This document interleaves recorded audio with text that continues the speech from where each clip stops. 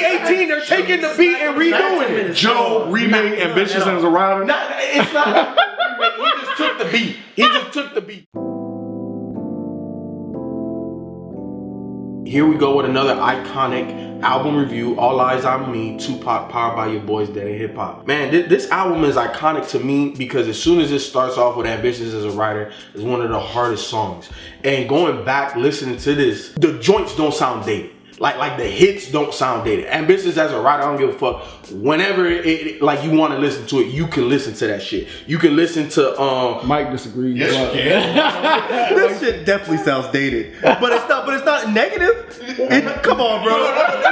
This shit couldn't come out today. You know why you think that? I think it's along the same lines as like the big like hits back in the day. Thriller, Beat It, because you've heard them so much, and they have such. Okay. Would you say the same thing about California Love? Like if that would. Yes, absolutely. Yes. Their All last that sounds dated. It doesn't sound bad. It sounds amazing. Hits. Yeah. Straight out of Compton. Like I think it's one of those things that people put negative connotations on the word dated. Right. Okay. Dated just means it sounds like it's old. This shit sounds old. But that's where I'm disagreeing. I like and maybe it's just the bias and the prejudice off of the fucking stellar joints that are on here. But I don't know. To me, Ambitions as a Writer doesn't sound dated because Fat Joe just remade that shit. No one should ever remake Ambitious as a Rider. Good thing, man. Look. How many hits are on here? A whole bunch of them. Well, there's fucking 38 things. There better be a bunch. So Ambitious as a Writer, Scandalous. Well, that didn't hit mainstream success. I'm just talking about like my joints. How do you want it? Wait, how you skip over All About You? Time out. Now we got a problem. I'm bad. Yeah, all about Ambitious. Every other video. No matter where I go, I see the same.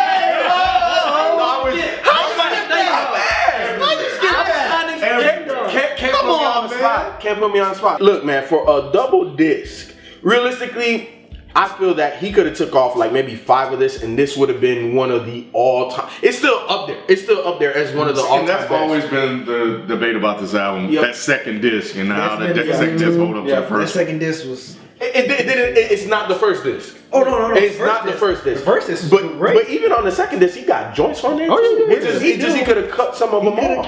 After like 21, it does kind of just like, all right. Oh, you never felt that back then? Not until you just said it. Oh wow, that was like an overall consensus, like where I was from, like. But it was so huge, it was so large.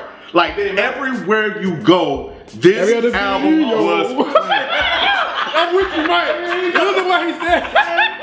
Every other city you go, no matter where I go, I see the same hope. And Snoop Dogg commentary was so funny at the end. When Snoop Dogg was doing the commentary, that shit was so. I see the same bitch. That was I mean, everywhere you go, see the same hope. Don't get mad. This is how I tell you how it is. I'm supposed to be real. Yeah, but I think a lot of the bigger hits definitely was on the first disc. Oh yeah. And then it kind of, starts to kind of trail off from there. But yeah, man, like I think just the impact. You fresh out of jail and you put out a double disc album that just blew up. I think this thing went diamond.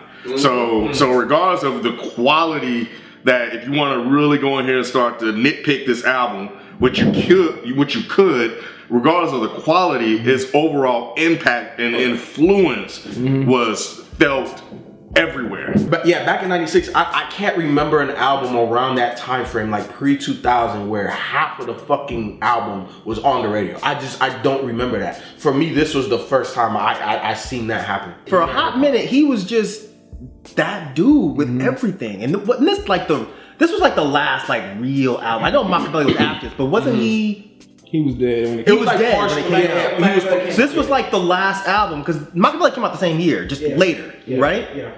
This was the last album that he actually did. He had a part of, he had part of the marketing, all of that. So I mean, I think just that alone makes this an iconic project. Like he said, he came out of jail, gave y'all 2 discs full of work, and it was quality. It wasn't like you put this on and you're like, man, this shit is boring. Like, what the fuck? It was like, these are quality jams. And it was his last real album. So, I mean, I think just that alone the send off of an iconic rapper. From what I remember, I think this was the first hip hop double album. So like at that time, that was huge. Like no one in hip hop had released a double album. I remember that was a big thing. That was because when you saw, you like, wow, he got it's 2 discs. Right. So I'm saying everyone was. I think this was the first hip hop double album, man, which was crazy. Like he linked up with Dr. Dre. He's on Death Row. He got Snoop Dogg, got Dogg Pound, got everybody on there, and the fact that he had Method Man and Redman on this freaking album too.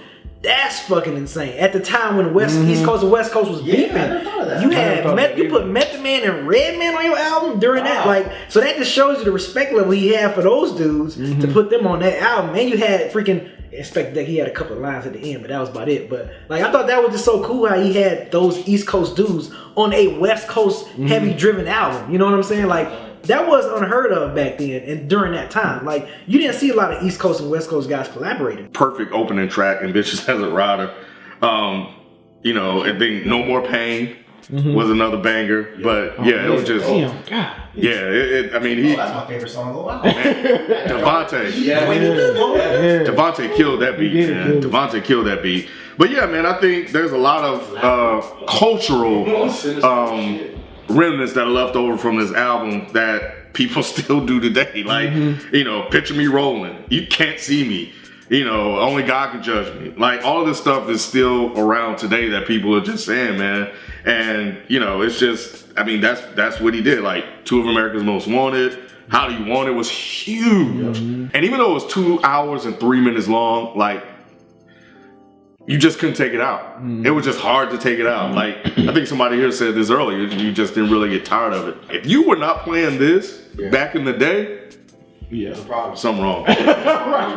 One other small point, I think, just for me remembering this, I think, and I know we talked about this before, I think besides Doggy Style, this is probably close to being like an anticipated album, as far as, you know, being the most anticipated album to come out. I think, you know what I'm saying? Like, I know we was like, Doggy Style was just like way up here, but I think, thinking about it now, I think All Eyes on Me was pretty anticipated because, like I said, he's out of jail. We knew what Death Row was putting out at the time was crazy, and for him to link up with them, this is up there as far as the most anticipated list. So this is on the Dead End Hip Hop Facebook from Messiah Soto. The most iconic album of all time, no disrespect to Thriller. The reason why is probably to its detriment. It shaped the landscape of hip hop and the connection to how bloody it can get when two coasts are pitted against each other. The amount of work in a small amount of time and how his songs resonated throughout almost every hood on earth to this very day. Our Twitter account from 6:23 a.m. First rap double disc. Went platinum in a couple of hours. So many hits that it sounded like a greatest hits album. Probably the best mixed rap album ever, especially for it being in the mid-90s. Truly iconic, still bumps in the whip today. Thank you, 6:23 a.m. This is from MC Flash, the king of mobile. This is on Patreon. That's why I was gonna read it. I like his name. I know, I just said it's Haters. Yes, because all of Tupac's albums are iconic. The thing is, it could be praised for individual songs more than it could be praised as a full body of work. It wasn't nearly every single song on here that made it a classic, but Pac's delivery mixed with the amazing production on songs like No More Pain, All Eyes on Me, and Only God Can Judge Me, that made it a classic. I picked that because I agree with you 110%. It was not about the body of work. It was about the songs that just hit. This is from Instagram, the Dead End Hip Hop Instagram account. A Tribe Called Hip Hop says, iconic for a number of reasons. The cover art is legendary. The fact that it was one of hip hop's first double discs is another reason entirely. Pac was versatile and able to give us party jams one moment and then hardcore in the next. One of the greatest for a reason. What up, squad? I hope you enjoyed the video. If you did, you can hit the subscribe button. You can also follow us on Twitter and Instagram by clicking the links below. Until next time, thanks for watching All Def Music.